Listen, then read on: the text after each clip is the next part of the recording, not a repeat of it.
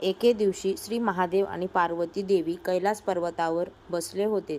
तेव्हा पार्वती देवींनी महादेवांना प्रश्न केला, हे प्रभू, माझ्या मनात एक प्रश्न आला आहे की माणसाच्या जीवनात गरिबी का येते आणि माणूस त्यापासून मुक्ती कसा मिळवू शकतो.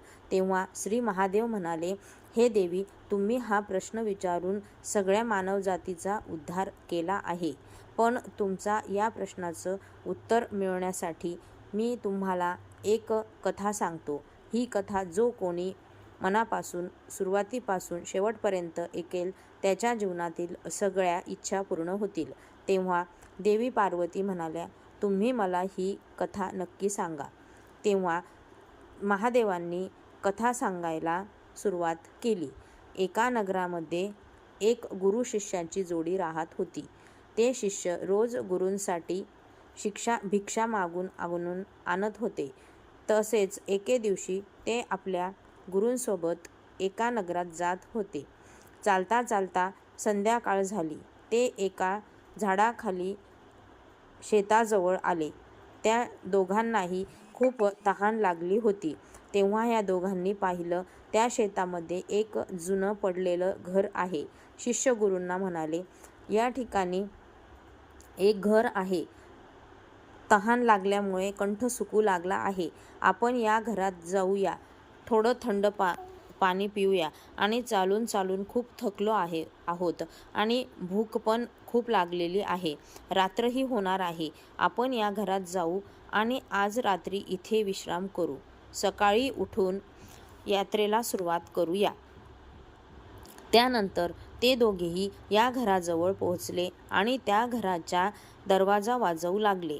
काही वेळानंतर एका व्यक्तीने दरवाजा उघडला आणि त्याचबरोबर त्या व्यक्तीची बायको दरवाजातून बाहेर आली.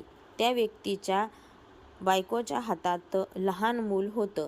त्या तिघांकडे बघून असे कळत होते की हे फारच निर्धन आहेत. त्या सगळ्यांनी खूपच जुने आणि फाटलेले कपडे घातले होते. अगदी झोपडीवजा त्यांच्याजवळ काहीही नव्हते. तेव्हा गुरुजी त्या व्यक्तींना विनम्रपणे म्हणाले, आम्हाला पिण्यासाठी थोडे पाणी मिळू शकेल का? आणि आता थोड्याच वेळात रात्रही होणार आहे. त्यामुळे आम्हाला एक रात्र इथे थांबण्यासाठी अनुमती मिळू शकेल का? त्या व्यक्तीने होकार दिला, पण खाण्यासाठी काहीही मिळणार नाही असे मात्र सांगितले. तो व्यक्ती आतून पाणी घेऊन आला आणि त्या दोघांना पाणी प्यायला दिलं. शिष्य आणि त्यांच्या गुरुजींनी पाणी ग्रहण केले. तो व्यक्ती त्यांना म्हणाला, माझं तर 18 विश्व दारिद्र्य आहे. त्याच्यामुळे माझ्याकडे आता सध्या तुम्हाला देण्यासाठी, खाऊ घालण्यासाठी काहीही नाहीये. खूप वाईटही वाटत होते. पण गुरुजी म्हणाले की तुमचं शेत तर खूप मोठं आहे. तुम्ही या शेतात काहीच पेरलं नाही का? मग तुमचा उदरनिर्वाह कसा होतो? गुरुजींचं बोलणं ऐकून ती व्यक्ती म्हणाली, गुरुजी, आमच्याजवळ एक म्हैस आहे. ती खूप दूध देते आणि तिचं दूध विकूनच आम्ही थोडे पैसे कमावतो. त्याच्यावरच आमचा उदरनिर्वाह होतो आणि या म्हशीमुळेच मला माझ्या मुलासाठीही कुठूनही दूध खरेदी करावे लागत नाही. ते दोघे त्या व्यक्तीच्या घरी थांबले. थोड्या वेळाने देवाचे नामस्मरण करून ते झोपी गेले. अर्धी रात्र झाली. तेव्हा अचानक गुरुजी उठले आणि आपल्या शिष्याजवळ जाऊन त्याच्या कानात खूप हळूच आवाजात म्हणाले, आता आपल्याला इथून निघायला हवं. दोघे अंगणात आल्यावर गुरुजींनी गोठ्यातली म्हैस ही आपल्याबरोबर घेतली. तेव्हा शिष्य गुरुजींना म्हणाला, गुरुजी, आपण तर ही चोरी करत आहोत. कारण त्यांच्याजवळ त्यांचा उदरनिर्वाह चालवण्यासाठी एक म्हैसच आहे. पण गुरुजी मात्र काहीही बोलले नाहीत आणि ते म्हशीला घेऊन निघाले. शिष्य मात्र गुरूंच्या या वागण्याचे खूप अचंबित झाला होता. कारण त्याच्या गुरुजींनी त्याला कधीही कुणाबरोबरही चुकीचं काम करायला शिकवलं नव्हतं. त्यांनी गुरुजी नेहमीच अशा गोष्टींना चुकीचे म्हणत होते. शिष्यानं विचार केला, आज पहिल्यांदाच गुरुजी हे काम करत आहेत, काय करत आहेत? असं तर त्यांनी कधीच कुणासोबत करण्याचा विचारही केला नाही. पण शेवटी ते दोघे या व्यक्तीच्या म्हशीला घेऊन जंगलाच्या दिशेने निघाले. त्यांनी त्या म्हशीला जंगलात एका अशा ठिकाणी सोडलं जिथून त्या व्यक्तीची म्हैस घरी परत येणं खूपच कठीण होतं. त्याचबरोबर ते दोघं त्या जंगलातून बाहेर आणि या व्यक्तीच्या घरी न जाता ते सरळ आपल्या आश्रमात निघून आले. गुरुजी मात्र पहिल्याप्रमाणे राहत होते, जसं त्यांनी कोणाबरोबर काहीही चुकीचं केलेलं नाही. पण शिष्याच्या मनात हा विचार नेहमी येत असे की त्यांच्या गुरुने त्या गरीब आणि असहाय्य व्यक्तीबरोबर चुकीचे काम का केले आहे? त्या व्यक्तीचं घर उद्ध्वस्त झालं असेल. असं करत काही वर्षे निघून गेले. एके दिवशी तिथूनच जवळच्या गावातून जात असताना त्यांच्या मनात विचार आला की त्या व्यक्तीला भेटूया. त्या व्यक्तीची म्हैस मी आणि गुरुजींनी जंगलात सोडून दिलेली आहे आणि मी त्या गरीब व्यक्तीला थोडं धन देऊ, त्याची थोडी आर्थिक मदत ही करेन, म्हणजे या व्यक्तीचे पुढील आयुष्य आनंदी होईल. या विचाराने शिष्य त्या व्यक्तीच्या शोधात निघाला आणि काहीच वेळानंतर तो त्या व्यक्तीच्या घराजवळ पोचला. पण त्या ठिकाणचे दृश्य पाहून तो खूपच हैराण झाला, कारण आता या व्यक्तीच्या शेतात खूप भरपूर झाडे लावलेली होती. त्याच्यावर भरपूर फळंही लागली होती आणि त्या व्यक्तीच्या झोपडीच्या जागेवर एक मोठं सुंदर घर बांधलेलं होतं. हे सगळं पाहून त्या शिष्याच्या मनात विचार आला की कदाचित म्हैस हरवल्यामुळे त्या व्यक्तीने आपलं सगळं काही विकून इथून निघून गेला असेल. आणि असाच विचार करत शिष्य परत जाऊ लागला, तेव्हा त्याच्या नजरेत त्या व्यक्तीवर पडली.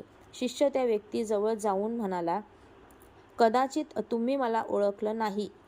कितीतरी वर्षापूर्वी मी तुम्हाला भेटलो होतो. तेव्हा ती व्यक्ती म्हणाली, मी तुम्हाला कसा विसरू शकतो? तुम्ही त्या रात्री न सांगता माझ्या घरून निघून गेलात. त्यामुळे आणि त्याच रात्री आमची म्हैस पण माहीत नाही कुठे निघून गेली आणि ती आजपर्यंत आम्हाला आमच्या जवळ परत आली नाही. काही दिवस म्हैस हरवल्यामुळं मी खूपच दुःखी होतो. मला काहीच समजत नव्हतं की मी आता काय करू. पण कुटुंबाला वाचवण्यासाठी, जगवण्यासाठी काही ना काही काम करणं गरजेचं होतं. म्हणून मी खूप विचार केला आणि जंगलातून लाकडं तोडून त्यांना विकण्याचे काम सुरू केले. लाकडांना विकून मी त्या पैशातून काहीसं कसंबसं जगलो. पैशांचा उपयोग माझ्या शेतीसाठी केला आणि शेतात पीक पण चांगलं आलं. त्यानंतर मी माझ्या शेताच्या चारी बाजूला फळांची झाडं लावली. त्या झाडांना पण खूप चांगल्या प्रकारे फळं येऊ लागली. मी त्या फळांना शहरात विकून माझ्या सगळ्या घरच्या गरजा पूर्ण करू लागलो. मला ज्या पण गरजेची वस्तू होत्या त्या मी खरेदी केल्या आणि आज मी नगरातला सगळ्यात मोठा फळं विकणारा व्यापारी बनलो आहे. हे सगळं म्हैस गेल्यामुळे झालं, कारण म्हैस घरात असल्यामुळे मी दुसरं काहीही काम करण्याचा विचार केला नाही. पण म्हैस नसताना मी माझ्या कुटुंबाचा पालनपोषण करण्यासाठी दुसरा काम करण्याचा विचार करू लागलो. त्यातूनच मी पैसे कमावू लागलो. ती व्यक्ती जी कुणी असेल, देव त्या व्यक्तीचं भलं करो, ज्यांना आमच्या म्हशीची चोरी केली. जर त्या व्यक्तीने माझ्या म्हशीची चोरी केली नसती तर मी आजही पहिल्याचप्रमाणे गरीब आणि असहाय्य राहिलो असतो. पण बघा, आज मी माझ्या आयुष्यामध्ये खूपच आनंदी आणि नगरातला सगळ्यात मोठा श्रीमंत व्यापारी आहे.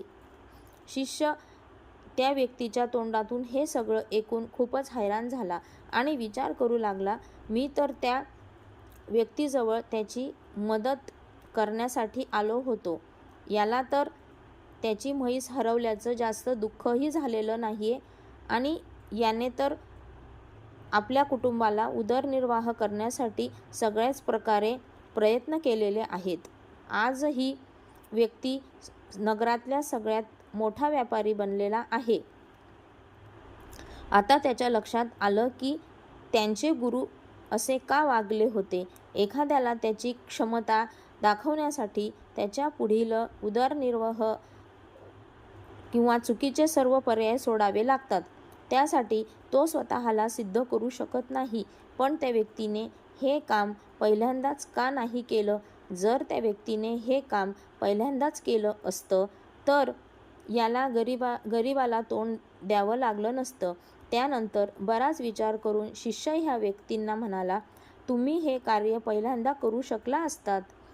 पण तेव्हा तो व्यक्ती उत्तर देतो आणि म्हणतो, हे कार्य पहिल्यांदा होऊ शकलं असतं, पण त्यावेळी माझ्या कुटुंबाचे पालनपोषण माझ्या म्हशीमुळे न कष्ट करता खूपच सहज होत होते.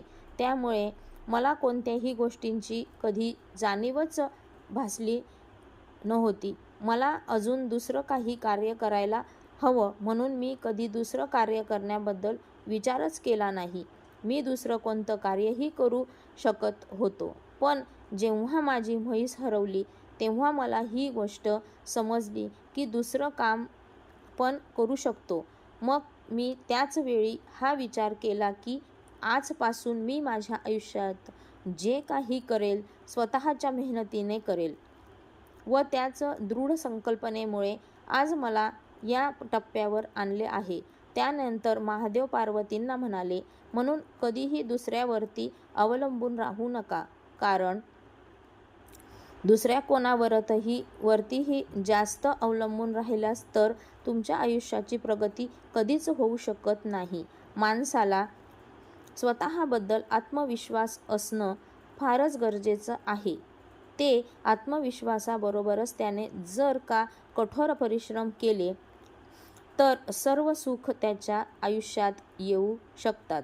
जर मनुष्य नेहमी दुसऱ्यावरती अवलंबित न राहता स्वतःच्या कठोर परिश्रमावर जर त्याने विश्वास ठेवला तर तो आपल्या गरिबीपासून मुक्ती नक्की मिळवू शकतो. तुम्ही जास्तीत जास्त कसे प्रयत्न करू शकता आणि स्वतःचं जीवन कसं सुधारू शकता ह्या गोष्टींकडे लक्ष देणं फारच गरजेचं आहे. कधीकधी आपल्या सर्व गरजा भागत आहेत म्हणून आपण एखाद्या गोष्टीकडे लक्ष देत नाही. पण जेव्हा आपल्याला एखादा मोठा धक्का बसतो तेव्हा आपण त्या गोष्टींकडे काहीतरी नवीन शिकतो. पण तेव्हा वेळ निघून गेलेली असते. त्यामुळे जेव्हा आपल्या हातात वेळ आहे तेव्हाच ह्या वेळेचा सदुपयोग करणे आणि त्यातून चांगलं काहीतरी निष्पन्न करणं ह्याकडे लक्ष देणं जास्त गरजेचं आहे. जेव्हा आपण प्रयत्न करू तेव्हा प्रयत्नांती परमेश्वर असतोच. म्हणून नेहमीच प्रयत्न करत राहा. ज्या प्रयत्नांना यश हे येणारच आहे. अशा प्रकारे महादेवांनी पार्वतींना ही गोष्ट सांगितली. तुम्ही ही कथा पूर्णपणे ऐकली त्याबद्दल धन्यवाद. पण तुम्ही यातून काहीतरी बोध घेतला असेल तरच तुम्ही देखील तुमच्या आयुष्यामध्ये सोनं करू शकणार.